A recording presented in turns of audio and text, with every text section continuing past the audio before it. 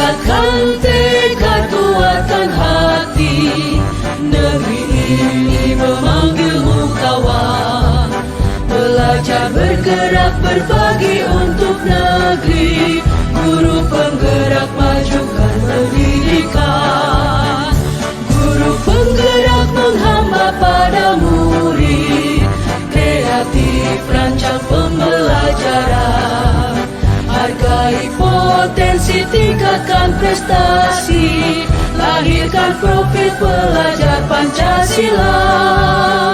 Belajar bergerak berbagi untuk negeri. Kita menjalin kolaborasi.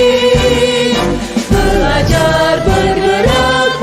Assalamualaikum warahmatullahi wabarakatuh. Bismillahirrahmanirrahim. Kepada yang terhormat Ibu Sri Widyawati selaku Kepala Sekolah SDN Sukorambi 4, kepada yang terhormat Bapak dan Ibu Guru serta staf SDN Sukorambi 4, puji syukur kehadiran Tuhan Yang Maha Esa karena pada pagi hari ini kita bisa berkumpul di sini dalam keadaan sehat sentosa. Terima kasih kepada Bapak dan Ibu Guru serta staf SDN Sukorambi 4 yang telah meluangkan waktunya dalam acara diseminasi praktik baik disiplin positif oleh Ibu Cecilia Permatasari, calon guru penggerak Angkatan 9 Kota Kediri. Sebelum acara dimulai, marilah kita berdoa menurut agama dan kepercayaannya masing-masing agar acara kita bisa lancar dan kita bisa mendapatkan keberkahannya serta manfaatnya. Berdoa mulai.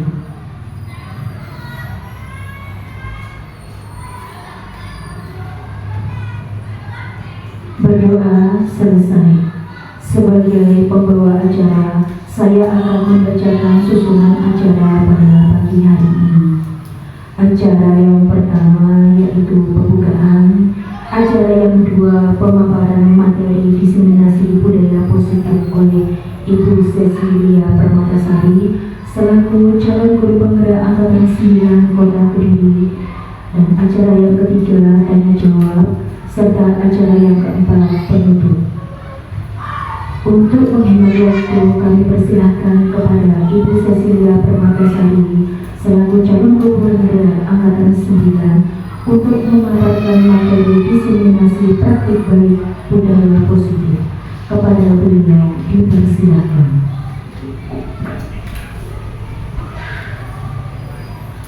Terima kasih Bu Ani atas waktunya.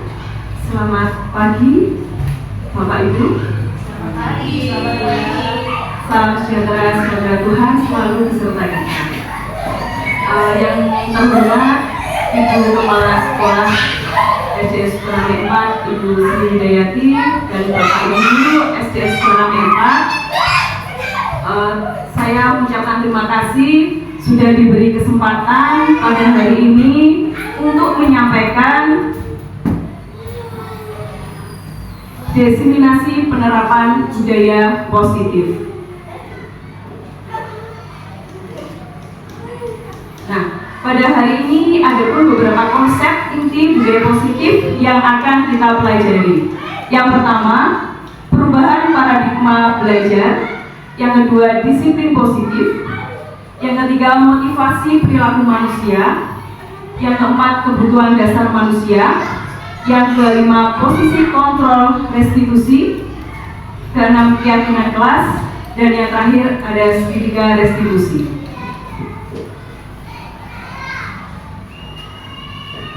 Bapak Ibu, sebelum saya memaparkan materi pada hari ini, saya ingin bertanya kepada Bapak Ibu, apakah Bapak Ibu setuju dengan pernyataan ini? Yang pertama, hukuman dapat mendisiplinkan anak. Bagaimana menurut Bapak Ibu? Setuju apa tidak?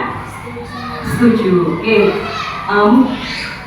Bisa angkat tangan yang setuju? Ya, baik, terima kasih Bu Ajeng, Bu Rizky dan Bu Dina. Yang tidak setuju? Yang tidak setuju. Ya, baik, jadi ada yang setuju, ada yang tidak. Kemudian pernyataan yang kedua, Pemberian hukuman dengan hal positif seperti membaca atau membersihkan halaman sekolah dapat meningkatkan disiplin anak. Bagaimana Bapak Ibu? Setuju? Oke, setuju. Ada yang tidak setuju mungkin? Setuju semua? Yang ketiga, memberi penghargaan dapat meningkatkan motivasi belajar anak. Nah, ini saingan kita ini. Bagaimana? Setuju apa tidak? Memberi penghargaan dapat meningkatkan motivasi belajar anak? Setuju. Setuju semua ya. Untuk pernyataan 1E, 1 tadi ada yang tidak setuju. 2 dan 3 setuju semua. Baik. Nah, sebelumnya saya ingin mengajak Bapak Ibu untuk bermain cobalah buka. Seperti apa permainannya? Saya ingin perwakilan 2 guru sebagai A dan B. 2 guru untuk maju ke depan untuk bermain cobalah buka. Ya, monggo siapa yang bersedia untuk maju ke depan? Oh iya, Pak Kafur. Sip, Pak Kafur. Monggo Pak Kafur bisa maju ke depan. Ya. Kemudian yang untuk B, pemeran B. Siapa yang berani untuk maju ke depan bermain cobalah buka bersama Pak Kafur? Oh iya, baik Bu Indah. Sip Bu Indah. Terima kasih Bu Indah. Monggo. Nah, permainannya tadi Pak Kafur sebagai A dan Bu Indah sebagai B. Nah, akan melakukan kegiatan cobalah buka. Sekarang saya memberikan post-it kepada Pak Kafur.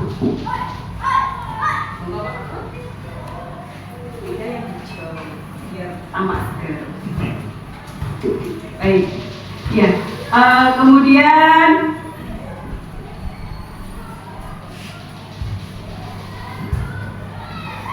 tuliskan benda atau sesuatu yang sangat berharga bagi Anda pada kertas post-it. Mungkin Bu Andi bisa membantu? Ya. Tuliskan ya, benda yang sangat berharga buat kehidupan Bu Indah dan Pak Kafur. Benda ya. Jangan nama orang ya Pak Kafur.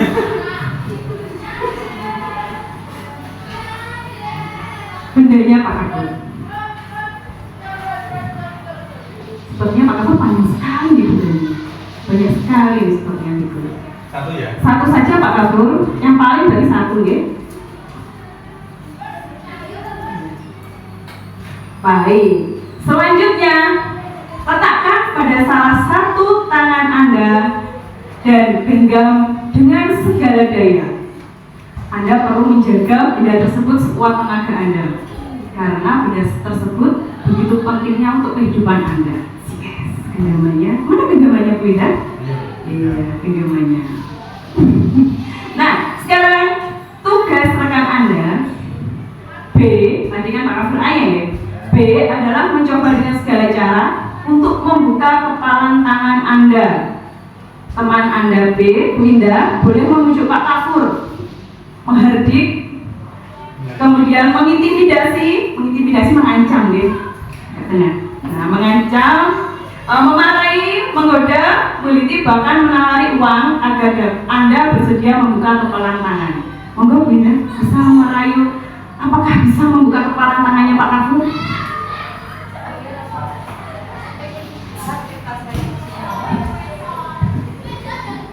Boleh nggak saya? Tidak bisa. Nanti pulang dari sini Tidak bisa. keamanan Pak. Oh, tetap tidak bisa. Iya. Saya sudah pernah ke sana dengan teman saya. Nanti di es, mau Pak? Oh, Kan panas-panas Pak, seger. maaf, lagi bilang. Atau apa ya? Yo. Saya ganti dengan HP saya ini Pak.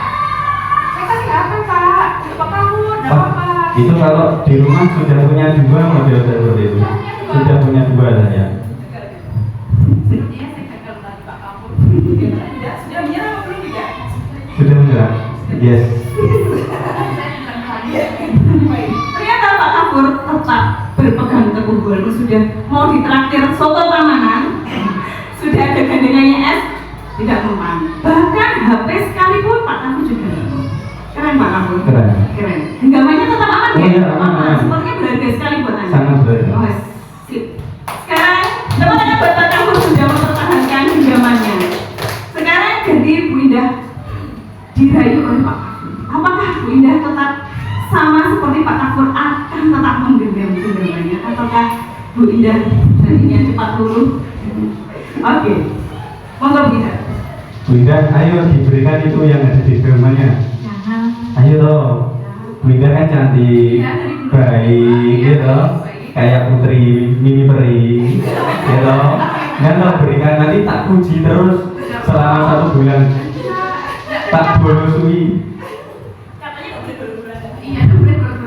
Ayo, nanti gini wes, nanti tak bukakan end baking saya nulis saldo yang diinginkan. Ayo, gimana? Tapi berikan itu dulu. Nolnya kok banyak punya saya. Ayo, mau nggak? Itu saya yakin KW itu yang di situ tidak ori KW. Nanti ditukarkan sama saya. Nanti ori.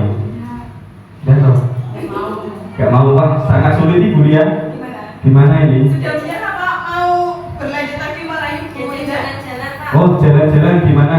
Ke Batu. Apa naik bis? Ya, naik bis Satria. Keliling 7 putaran. Nggak mau ya? Wes, saya barengi setiap pagi. Tetap nggak mau. Wah, sangat sulit Ibu ya. Iya. Kayaknya saya sudah menyerah ini. Wah, sulit sekali. Sudah. Beri tepuk tangan buat Pak Kamu dan Bu Indah. Iya. Terima kasih. Iya. Boleh duduk kembali. Saya belum tahu juga penasaran sih genggamannya apa itu. Monggo, terima kasih Pak Kamu dan Bu Indah. Baik.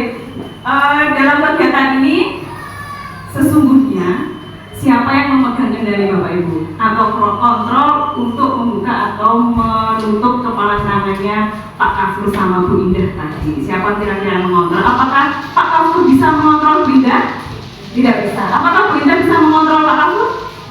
Tidak bisa. Nah, jadi siapa yang memegang, sesungguhnya yang memegang kendali kontrol untuk menutup dan membuka kepala tangan? Monggo Bapak Ibu, mungkin ada yang bisa berpendapat? Oh iya, terima kasih. Monggo Bu Pipit. Mencoba menjawab Ibu ya. Permainan yang sudah dilakukan Bu Indah sama Pak Kafur tadi bisa ditarik kesimpulan bahwa yang memegang kendali atau kontrol untuk membuka atau menutup kepala tangan atau apa yang sudah dilakukan beliau tadi, yang memegang kendali adalah diri kita sendiri.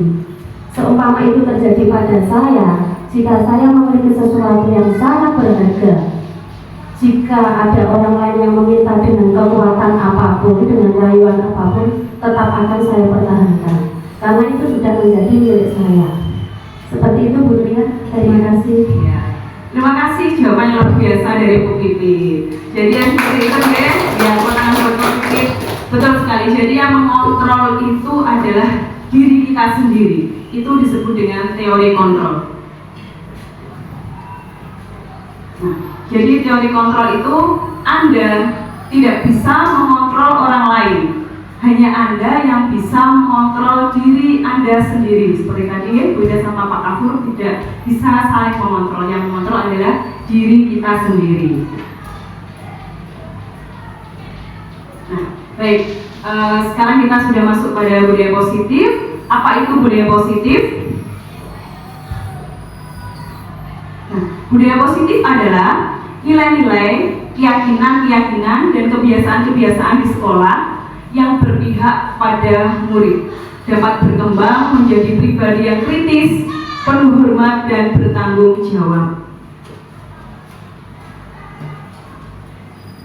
Nah, yang pertama kita mempelajari perubahan paradigma belajar. Pembelajaran paradigma baru merupakan pembelajaran yang berorientasi pada penguatan kompetensi dan pengembangan karakter yang sesuai dengan nilai-nilai Pancasila.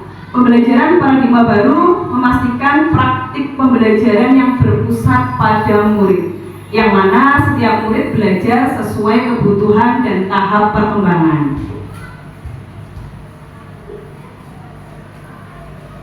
Nah, bagaimana perubahan paradigma belajar?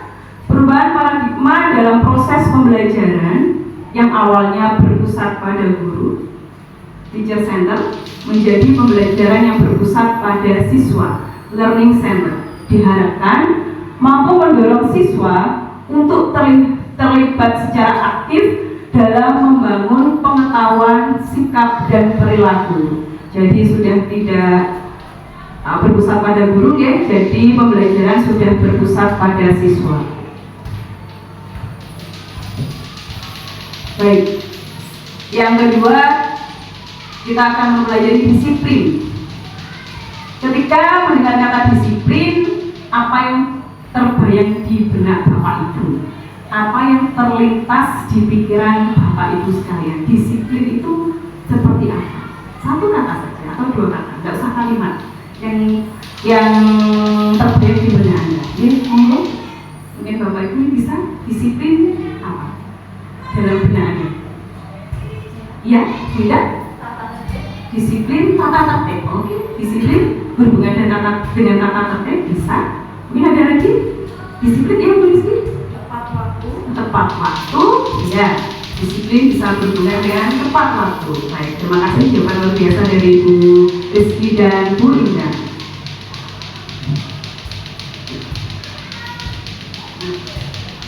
Disiplin positif. Tadi kita pertama disiplin ya. Sekarang kita mempelajari untuk disiplin positif. Bapak pendidikan kita, Ki Hajar Dewantara, mengatakan bahwa di mana ada kemerdekaan, disitulah harus ada disiplin yang kuat. Sesungguhnya pun disiplin itu bersikap self-disiplin, yaitu kita sendiri yang mewajibkan kita dengan sekeras-kerasnya, tetapi itu sama saja. Sebab jikalau kita tidak cakap melakukan self-disiplin, wajiblah penguasa lain mendisiplinkan diri kita. Dan peraturan demikian itulah harus ada di dalam suasana yang merdeka. Dikutip dari Ki Hajar Dewantara, Pemikiran Konsepsi Keteladanan Sikap Merdeka, cetakan 5 2013 halaman 470.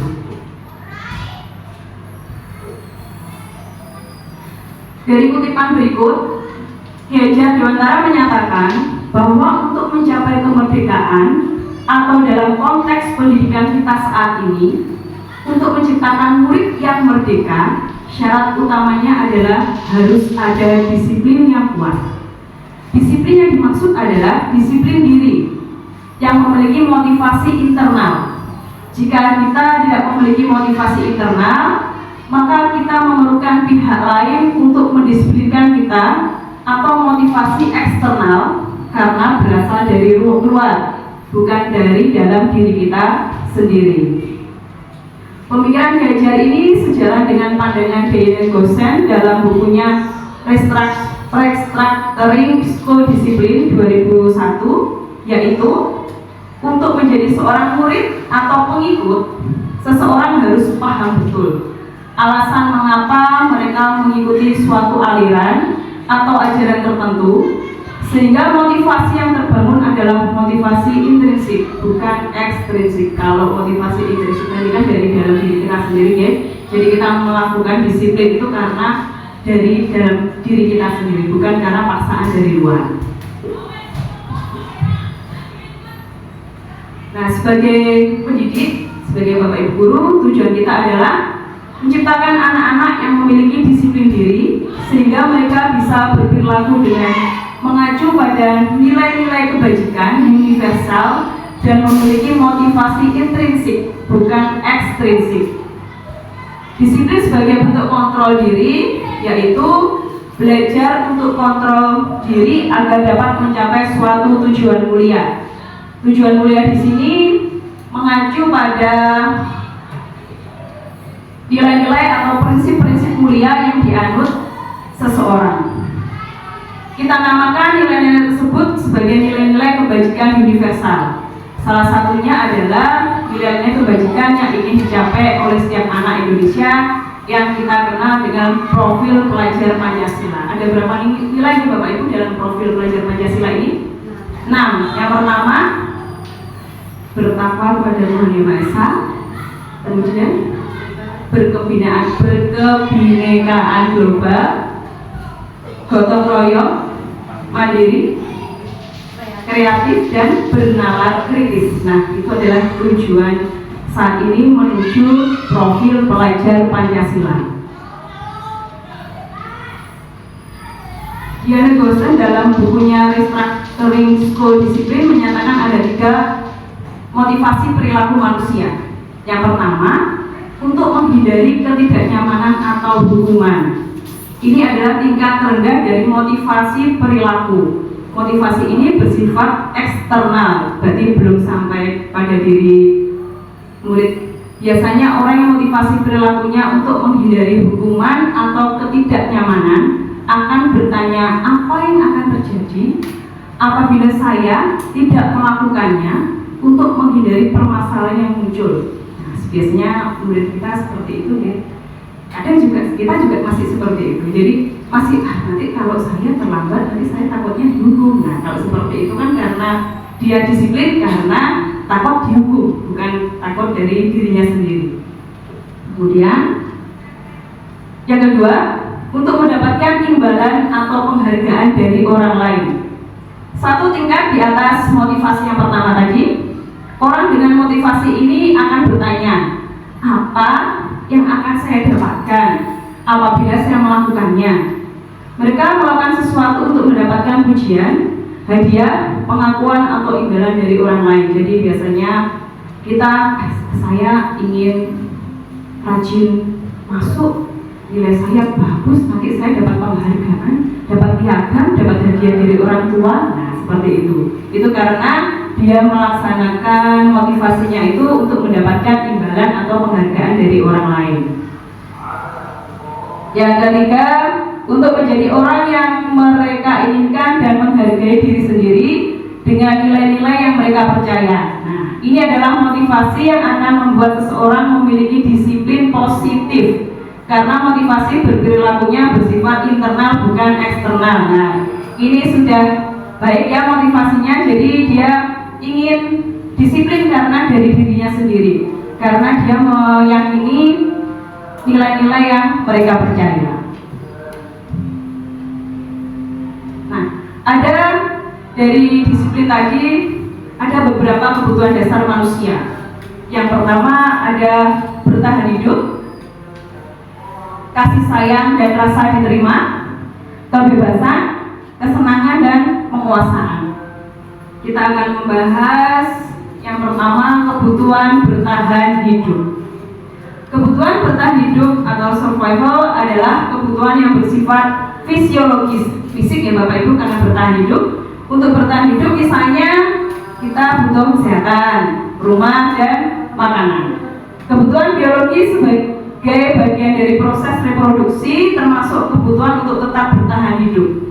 Komponen psikologis pada kebutuhan ini meliputi kebutuhan akan perasaan aman. Contohnya, ketika ada anak yang tidak membawa bekal dan masih lapar, maka kebutuhan dasar dibutuhkan oleh anak itu apa Bapak Ibu? Kebutuhan bertahan hidup ya, karena dia membawa bekal agar dia tidak lapar. Tadi kan kebutuhan bertahan hidup berhubungan dengan makanan. Kemudian ada kasih sayang dan rasa diterima. Kebutuhan ini adalah kebutuhan psikologis, kebutuhan untuk disayangi dan diterima dalam hubungan dan koneksi sosial. Kebutuhan ini juga meliputi keinginan untuk tetap terhubung dengan orang lain, seperti teman, keluarga, pasangan hidup, teman kerja, binatang peliharaan, dan kelompok di mana kita bergabung. Contoh, ketika ada anak dengan sengaja mengambil bekal temannya, nah dan gurunya memberitahu orang tuanya, sehingga orang tuanya jadi memperhatikan dia, maka kebutuhan dasar yang sedang dibutuhkan anak tersebut adalah kebutuhan akan kasih sayang dan rasa diterima. Jadi dia mencari perhatian kepada orang tuanya. Nah, maka kadang anak-anak kita itu sukanya berbuat ulah. Nah, siapa tahu dia mempunyai kebutuhan, menginginkan kebutuhan dasar kasih sayang dan rasa diterimanya itu terpenuhi. Ada yang ketiga, penguasaan, yaitu kebutuhan pengakuan atas kemampuan. Kebutuhan ini berhubungan dengan kekuatan untuk mencapai sesuatu, menjadi kompeten, menjadi terampil, diakui atas prestasi dan keterampilan kita, didengarkan dan memiliki rasa harga diri. Anak-anak yang memiliki kebutuhan dasar akan penguasaan yang tinggi biasanya selalu ingin menjadi pemimpin. Mereka juga suka mengamati sebelum mencoba hal baru dan merasa kecewa bila melakukan kesalahan. Mereka juga biasanya rapi dan sistematik dan selalu ingin mencapai yang terbaik. Biasanya ini tipe-tipe anak yang perfeksionis nih Bapak Ibu. Inginnya saya harus sempurna, seperti itu. Selanjutnya, kebutuhan kebebasan, kebutuhan akan pilihan. Freedom, kebebasan. Kebutuhan untuk bebas adalah kebutuhan akan kemandirian, otonomi, memiliki pilihan dan mampu mengendalikan arah hidup seseorang. Anak-anak dengan kebutuhan kebebasan yang tinggi menginginkan pilihan.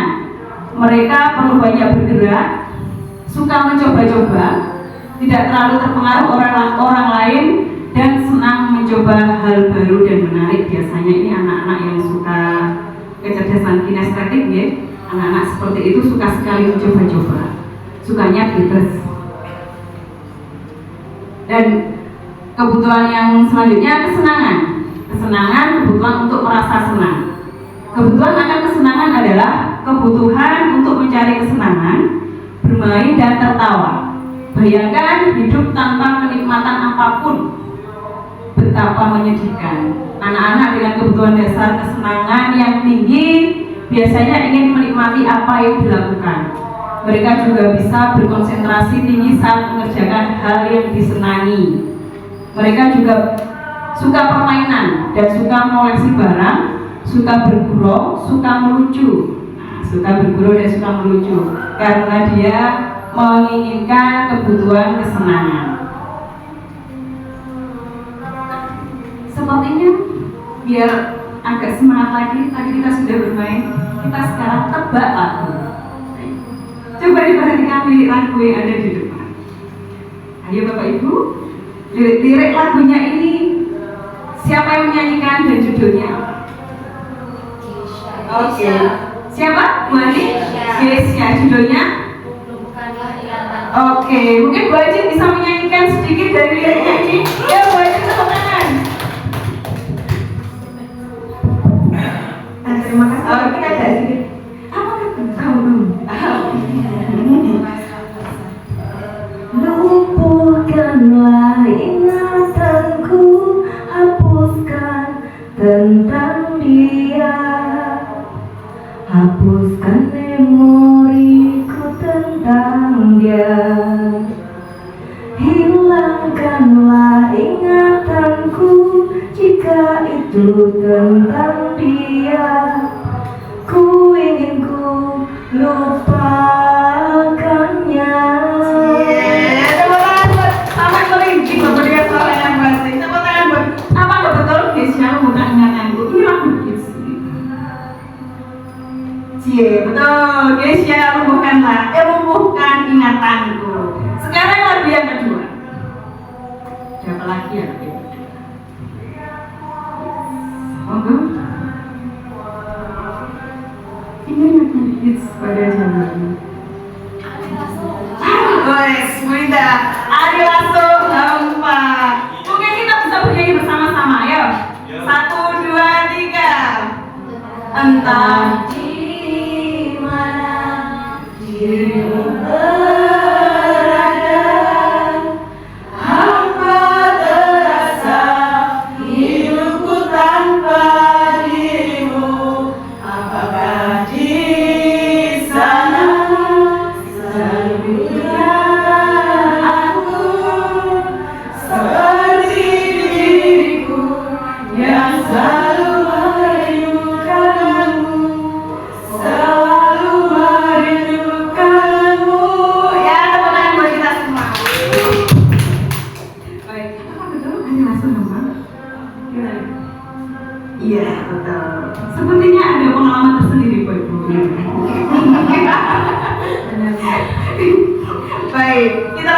Bapak Ibu ke materi berikutnya. Nah, ini posisi kontrol restitusi. Salam bahagia Ibu dan Bapak Guru hebat. Ini nanti ada beberapa video saat saya akan tampilkan, ada beberapa posisi kontrol restitusi. Dalam penerapan disiplin positif restitusi, salah satu program yang dikembangkan adalah 5 posisi kontrol. 5 posisi kontrol dalam restitusi adalah proses perjalanan seorang pendidik agar dapat mengenali dirinya. Pada video kali ini, kita akan membahas tentang 5 posisi kontrol yang dikembangkan oleh Diane Gossen dan contoh penerapannya. Untuk lebih memahami kelima posisi tersebut, mari kita saksikan kasus Naren yang terlambat hadir 20 menit di sekolah dan melihat bagaimana kelima posisi kontrol dalam menghadapi masalah tersebut. Pertama, posisi pembuku.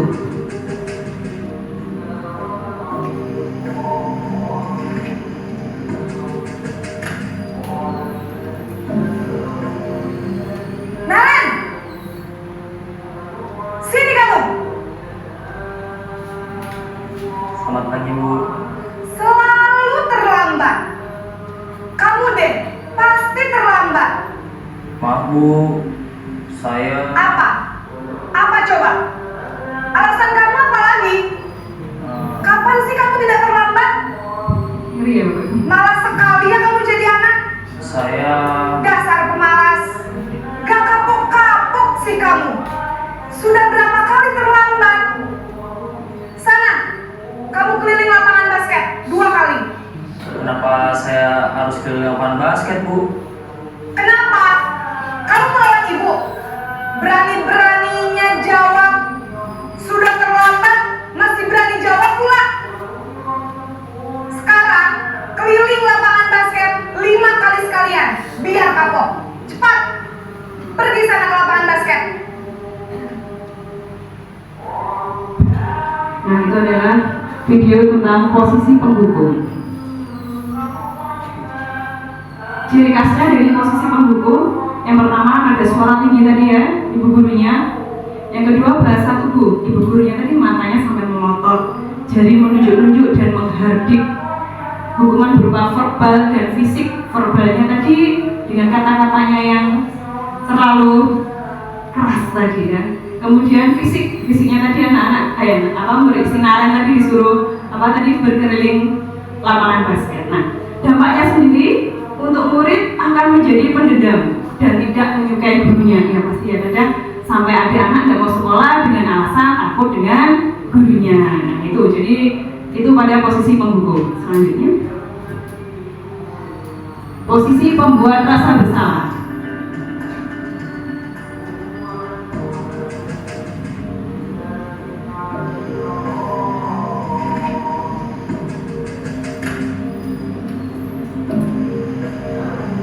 Naren!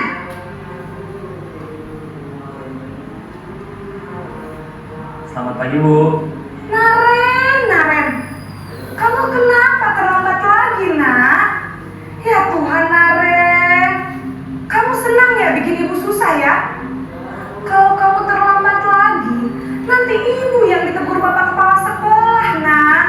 Disangka ibu tidak bisa membina kamu. Duh, gimana ini? Maaf, Bu. Duh, Gusti Naren, kamu suka ya kalau ibu ditegur bapak kepala sekolah? Terus, sekarang ibu harus tulis apa ini di buku absen? Ini kamu sudah sering terlambat loh. Ibu harus apa coba? Maaf, Bu. Maaf sekali. Ya sudah, lain kali jangan bikin ibu susah lagi ya nak ya. Ibu tidak akan kuat lagi kalau kamu begini terus. Bisa jantungan kalau ibu ditegur bapak kepala sekolah. Sana cepat ke kelas. Maaf ya, Bu. Maaf sekali. Seperti bersalah sekali ya. Siapa tadi? Narennya, karena takut ibu gurunya. Kenapa tadi? jantungan. Ya, baik.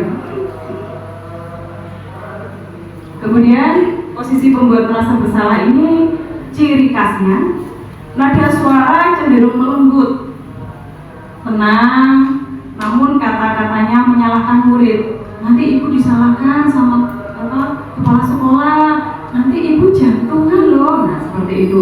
Guru membuat murid merasa bersalah dengan membuat murid menderita. Biar murid menderita karena disalahkan, nanti gurunya jantungan, seperti itu. Kemudian dampaknya murid menjadi identitas gagal pada murid, ya. Dampaknya membuat identitas gagal pada murid. Ya, ada posisi teman.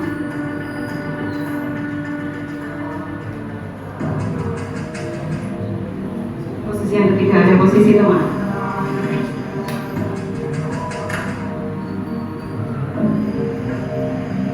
Naren,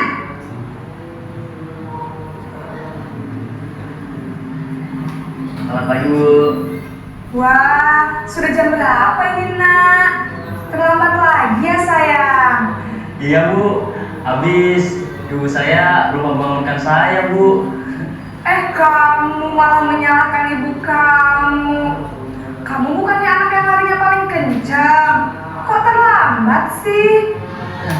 Iya Bu, saya memang terlambat bangun tadi. Jadi biarpun saya lari kencang, tetap gak kekejar Bu. Ya sudah sana, nanti lain kali larinya lebih kenceng lagi ya. Biar gak terlambat lagi. Bikin seneng ibu, demi ibu. Bisa kan? Bisa lah Bu. Ya sudah sana masuk kelas. Ibu beresin urusan absen kamu. Kamu ini ada-ada saja. Lebih fleksibel lagi nih kurikulum ini tadi. Pada posisi teman. Nah, pada posisi teman ciri khasnya nada suara ramah nih Bapak Ibu, tadi terlihat ramah sekali, cenderung akrab dan bersenda gurau. Tadi diajak bersenda gurau, larinya kan paling cepat, kok terlambat. Dampaknya murid akrab dengan guru dan murid bergantung pada guru. Belum tentu nanti sama guru yang lainnya muridnya akan patuh seperti itu, karena yang menganggap teman kan hanya gurunya itu tadi. Berikutnya posisi pemantau.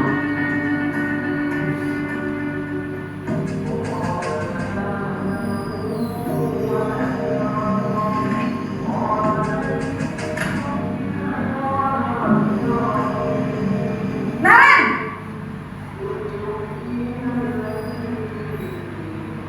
Selamat pagi Bu. Naren, apa peraturan sekolah kita tentang jam berapa kita harus masuk sekolah, nak? Kita harus di sekolah jam 7 Bu. Iya betul, sekarang sudah jam 7.20. Naren sudah tahu konsekuensinya jika terlambat hadir. Paham Bu. Saya harus tinggal kelas pas jam istirahat selama 20 menit. Iya benar, konsekuensinya demikian. Jadi nanti jam 9.30 pas istirahat, kamu harus tinggal di kelas, kerjakan tugas tambahan untuk ketertinggalan kamu, ya? Baik Bu. Di posisi pemantau ini ciri khasnya nada suara datar. Walaupun datar tetapi cenderung formal. Guru mengandalkan perhitungan data untuk mengontrol murid. Yang ditanyakan tadi peraturannya apa, kalau terlambat, konsekuensinya seperti apa apabila terlambat. Dampaknya, murid akan menghitung konsekuensi dan hadiah tanpa memahami sepenuhnya nilai kebajikan yang dituju. Jadi nanti saya kalau terlambat, saya tinggal di kelas 20 menit, oke lah nggak apa-apa lah, saya juga besok lagi terlambat, paling disuruh itu lagi, nah, seperti itu. Kemudian yang terakhir ada posisi manajer.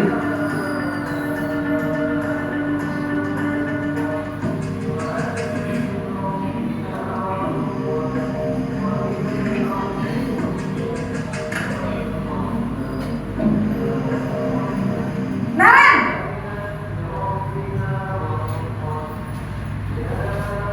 Selamat pagi Bu. Selamat pagi Naren.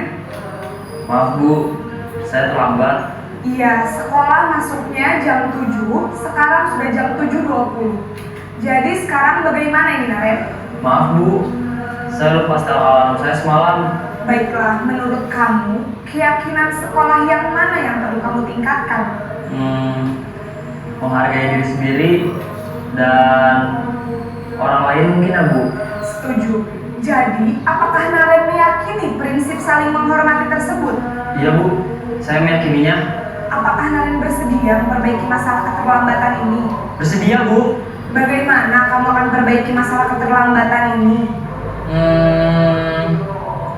Saya akan coba untuk tidak lupa menyetel alarm saya Bu. Baik, kalau Naren lupa menyetel alarm di rumah, ada orang yang kira-kira bisa bantu mengingatkan tidak?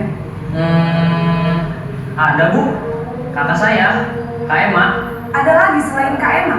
Selain Kak Emma, ada ibu saya. Baik, jadi yang mengingatkan Naren adalah Kak Emma dan ibu kamu ya? Kira-kira akan mulai start alarm kapan nih Naren? Setelah pulang sekolah, akan segera saya lakukan. Baik, jadi Naren akan setel alarm untuk bangun besok pagi dan akan diingatkan oleh kakak dan ibunda Naren ya. Ada lagi yang mungkin perlu dilakukan Naren agar tidak terlambat bangun lagi? Tidak ada Bu. Baik Naren, terima kasih untuk kerjasama kamu. Sekarang kamu perlu kembali ke kelas untuk belajar. Baik Bu, terima kasih. Di posisi manajer ini ciri khasnya nada suara netral, tidak emosi, tidak ramah dan tidak bernada tinggi. Jadi netral ya. Guru mengajukan pertanyaan bermakna agar membuka pikiran murid. Jadi tadi si Naren ditanya bagaimana solusinya biar besok kamu tidak terlambat lagi, seperti itu. Kemudian dampaknya murid lebih mandiri karena dia menyelesaikan masalahnya sendiri. Dia akan menyetel alarmnya. Kemudian dia lebih percaya diri seperti, ya Bu, siap Bu, hari ini saya akan mulai menyetel alarmnya dan dapat memecahkan masalah. Nah, dari kelima posisi tadi, kira-kira ini dijawab dalam hati sendiri ya Bapak Ibu. Kita merefleksikan diri kita sendiri sebagai Bapak Ibu, sebagai guru. Saya juga seperti itu. Kira-kira kita pada posisi yang mana? Apakah posisi penghukum, pembuat rasa bersalah, teman, pemantau atau manajer? Kita merefleksi diri kita sendiri. Karena saya kadang-kadang satu hari itu bisa menjadi 5 posisi kontrol itu. Ya seperti itu. Jadi kita belajar untuk menjadi posisi, setidaknya kita mulai belajar untuk pemantau, kemudian kita lebih bagus lagi untuk posisi manajer. Nah, kemudian ada keyakinan kelas yang sudah disampaikan oleh Naren tadi. Di dalam video tadi Naren menyatakan keyakinan kelas apa yang sudah kita sepakati. Nah, di dalam materi keyakinan kelas ini kita akan membahas mengapa keyakinan kelas, mengapa tidak peraturan kelas saja, mengapa adanya keyakinan kelas penting untuk terbentuknya sebuah budaya positif, bagaimana mewujudkan sebuah keyakinan kelas yang efektif. Yang pertama, mengapa keyakinan kelas, mengapa tidak peraturan kelas saja. Sekarang saya ingin bertanya kepada Bapak Ibu, mengapa kita memiliki peraturan tentang penggunaan helm pada saat mengendarai kendaraan roda 2 atau motor? Mengapa kira-kira kita kok memakai helm itu, kenapa? Tujuan kita apa? Kenapa Pak Kafur? Kafur biasanya pakai ya. Kenapa Pak Kafur kira-kira? Safety berarti keamanan. Oke, ada yang lain mungkin? Kenapa? Iya Bu Eci. Untuk selain keamanan mungkin untuk mematuhi peraturan lalu lintas. Iya. Luar biasa jawabannya Pak Kafur dan Bu Ajan. Jadi untuk keamanan, untuk mematuhi peraturan lalu lintas ya. Yang kedua, mengapa kita memiliki peraturan tentang penggunaan masker dan mencuci tangan setiap saat? Nah, kenapa kira-kira Bapak Ibu kok kita sering memakai masker, sering cuci tangan? Kenapa Bapak Ibu? Oh iya, Bu Rina, terima kasih. Tidak terkena virus. Ya, selanjutnya tidak terkena virus. Nah, tidak terkena virus itu kira-kira kita menjaga apa nih? Iya. Ya, menjaga kesehatan diri dan lingkungan kita. Baik. Nah, tadi Pak Amur dan Bu Aji sudah menyampaikan nilai keselamatan untuk penggunaan helm dan kesehatan Bu Rina tadi agar tidak terkena virus, ya, inilah yang kita sebut sebagai suatu keyakinan, yaitu nilai-nilai kebajikan universal yang disepakati secara tersirat dan tersurat.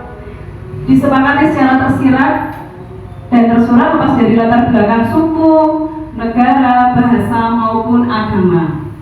Seseorang akan lebih tergerak dan bersemangat untuk menjalankan keyakinannya daripada hanya sekedar mengikuti serangkaian peraturan tertulis tanpa makna. Nah, seperti itu tadi Bu Ajeng menyampaikan agar mematuhi tata tertib lalu lintas. Nah, kenapa diadakan peraturan seperti itu? Karena kita meyakini nilai keselamatan yang dibutuhkan dalam mengendarai sepeda motor.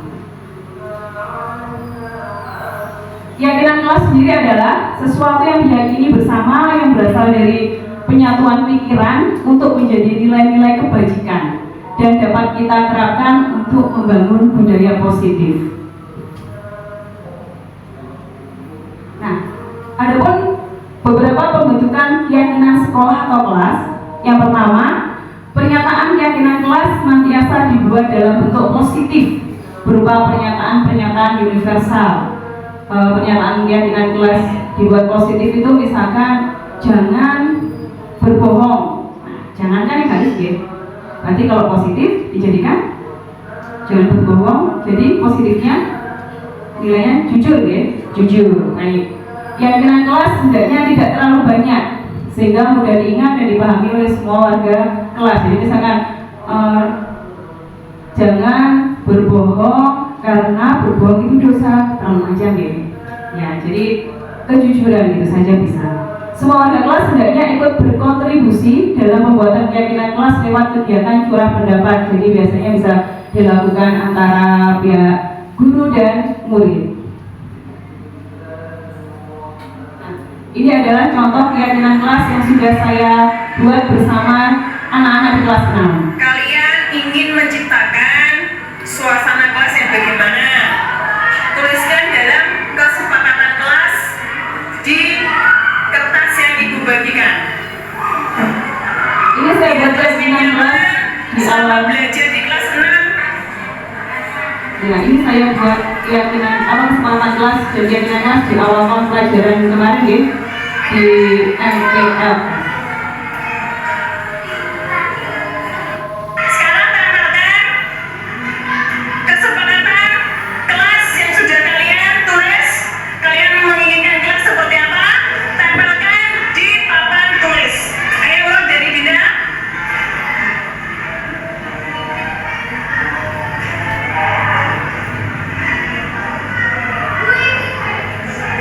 Lanjut.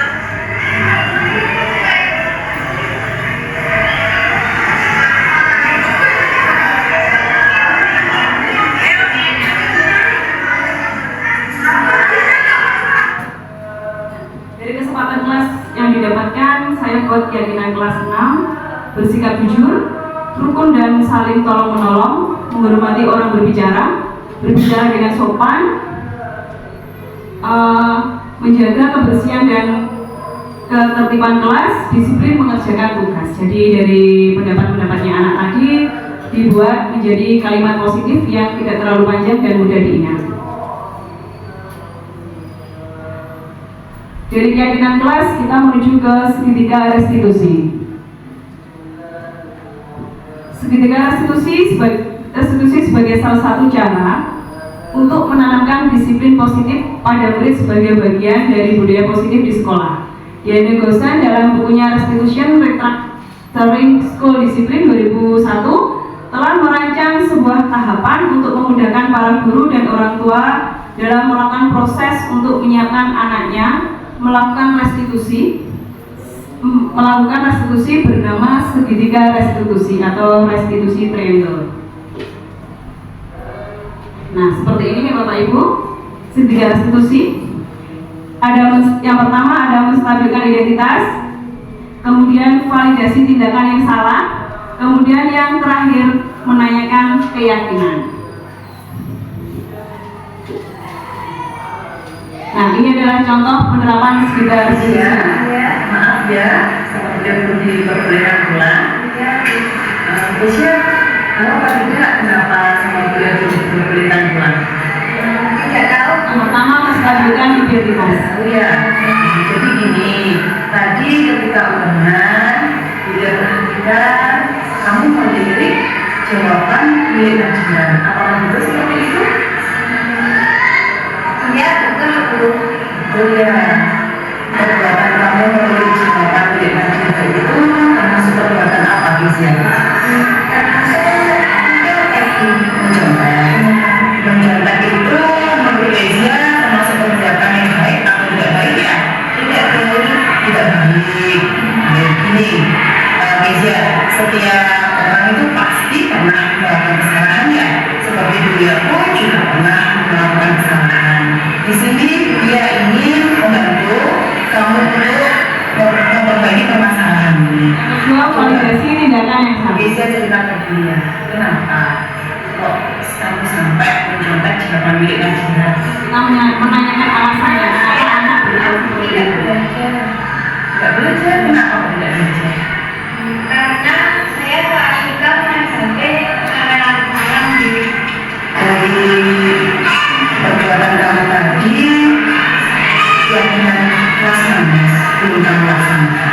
Terakhir juga menanyakan keyakinan kelas yang sudah disepakati. Apa yang kamu lakukan agar nilai kejujuran itu selalu melekat pada diri Kezia? belajar dengan yakin, tidak mengubahkan tapi benar-benar tidak mengingat kesalahan lagi. Iya, terima kasih. Kegiatan Kezia sudah baik sekali. Kira-kira kapan Kezia melaksanakan kegiatan yang sudah Kezia sampaikan tadi? Hari ini Sip, hari ini ya. Baik, ibu doakan semoga Kezia selalu menjadi anak yang jujur, selalu mengingatkan kegiatan kelas yang sudah kita sepakati ya. Baik, sekarang Kezia boleh pulang ya, jangan lupa belajar di rumah, oke? Terima kasih. Nanti yang di jalan ya. Baik, itu adalah penerapan segitiga resolusi yang sudah saya berikan kepada murid saya Kezia karena dia melirik jawaban punya temannya. Ternyata ada alasan tertentu kenapa dia melirik jawaban temannya. Nah, ini adalah tanggapan dari Kezia setelah melakukan segitiga resolusi. Nah, hari ini saya sangat senang sekali karena bisa berbicara secara langsung dengan Bunda. Mulai hari ini saya akan mengurangi bermain HP dan belajar dengan giat agar tidak mencontek lagi saat ulangan. Terima kasih. Wassalamualaikum warahmatullahi wabarakatuh. Tanggapannya suka agak senang karena sudah bisa menyampaikan alasannya kenapa kok dia sampai melirik jawaban milik temannya. Baik Bapak Ibu, setelah tadi kita sudah mendengarkan materi tentang disiplin positif, paradigma belajar, kemudian ada ketiga restitusi. Nah, tadi di awal saya sudah bertanya, sekarang saya bertanya kembali, apakah Bapak Ibu setuju dengan pernyataan ini? Hukuman dapat mendisiplinkan anak? Tetap setuju atau tidak setuju? Tidak setuju. Baik, sudah berubah ya Bapak Ibu pemikirannya dari yang tadi yang pertama setuju, kemudian tidak setuju. Kemudian pemberian hukuman dengan hal positif seperti membaca atau membersihkan halaman sekolah dapat meningkatkan disiplin anak seperti Naren tadi. Naren disuruh keliling lapangan. Apakah itu bisa mendisiplinkan anak? Tidak setuju ya? Baik. Yang kedua tidak setuju. Yang ketiga, memberi penghargaan dapat meningkatkan motivasi belajar anak. Setuju atau tidak setuju?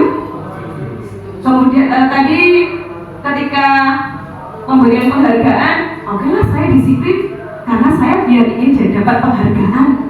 Jadi bagaimana? Setuju atau tidak setuju kalau memberi penghargaan dapat meningkatkan motivasi belajar anak? Setuju atau tidak setuju? Jadi anak kan jadi belajar karena nanti saya dapat penghargaan saja. Ketika tidak ada, kita tidak ada. Oke, nanti kalau kita, tadi kamu kalau ulangan ya sudah, nilainya itu ya sudah, bersyukur anak-anak. Bagaimana? Jadi kan termotivasinya karena penghargaannya. Jadi bagaimana? Setuju atau tidak setuju? Tidak setuju, baik. Jadi Bapak Ibu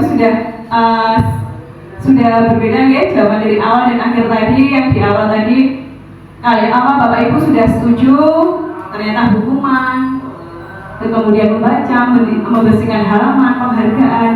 Yang pertama tadi Bapak Ibu setuju itu bisa mendisiplinkan anak. Tetapi setelah mendapatkan materi tentang budaya positif, Bapak Ibu untuk pernyataan di depan ini menjadi tidak setuju. Betul sekali Bapak Ibu. Jadi kita tidak harus menghukum anak biar anak-anak disiplin. Tadi masih ada beberapa posisi kontrol kita sebagai guru. Ada pemantau, ada manajer seperti itu. Nah, Bapak Ibu, demikian beberapa materi yang sudah saya sampaikan tentang budaya positif. Dalam penerapan budaya positif, hendaknya guru memiliki standar kepribadian, pengetahuan dan sosial yang baik, di mana guru mampu merefleksikan posisi kontrol saat ini. Posisi kontrol sudah ada 5 tadi Bapak Ibu. Bagaimana perjalanan dirinya untuk berperan sebagai among atau manajer untuk mewujudkan murid yang mandiri, merdeka dan bertanggung jawab sesuai standar nasional pendidikan, sehingga murid-murid kita bisa menjadi seorang yang berkarakter profil pelajar Pancasila. Demikian Bapak Ibu paparan materi saya tentang budaya positif. Semoga besar harapan saya, semoga dengan paparan materi tentang budaya positif bisa menjadikan kita sebagai seorang guru yang bisa menuntun anak-anak didik kita untuk menerapkan budaya positif baik di sekolah maupun di lingkungan sekitarnya. Salam dan bahagia. Terima kasih. Selamat siang. Beri aplaus untuk Bu Cecilia, Bapak Ibu guru semua di sini. Nah, Bu Cecilia, terima kasih atas pemaparan materi yang sangat luar biasa sekali, sehingga Bapak Ibu guru semua kita tercerahkan semua kita lebih paham bagaimana seharusnya kita menjadi seorang pendidik yang perlu untuk tidak menuntut tapi menuntun gitu ya. Nah, untuk acara selanjutnya yaitu ada tanya jawab. Jadi ada tanya jawab, Bapak Ibu guru yang ada hal yang mungkin belum paham, belum jelas, nanti bisa sharing bersama gitu ya. Monggo Bapak Ibu.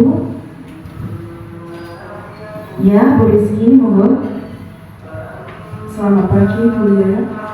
Setelah mempelajari tentang budaya positif, ini saya mau menanyakan yaitu perilaku apa yang selama ini Bu Lia terapkan untuk menanamkan disiplin positif pada murid-murid atau siswa-siswa Bu Lia. Sekarang terima kasih sebelumnya. Baik, terima kasih pertanyaannya Bu Rizky. Ini bagaimana Bu Lia, apakah langsung dijawab atau menampung pertanyaan lagi? Pertanyaan dulu ya Bu Ani. Oh iya, siap. Nah Bapak Ibu, pertanyaan sebentar saya ulangi lagi pertanyaannya Bu Rizky tadi. Perilaku apa yang selama ini Bu Lia terapkan untuk menanamkan disiplin positif kepada murid-murid? Itu nih. Baik. Mungkin ada lagi pertanyaannya Bapak Ibu, monggo yang ingin bertanya, silakan. Terima kasih untuk waktunya. Untuk pertanyaan dari saya begini Bu Lia. Setelah kita mempelajari tentang budaya positif tadi, yang ingin saya tanyakan adalah apa yang terjadi pada murid jika salah satu dari 5 kebutuhan dasar manusia itu tidak terpenuhi. Terima kasih Bu Lia.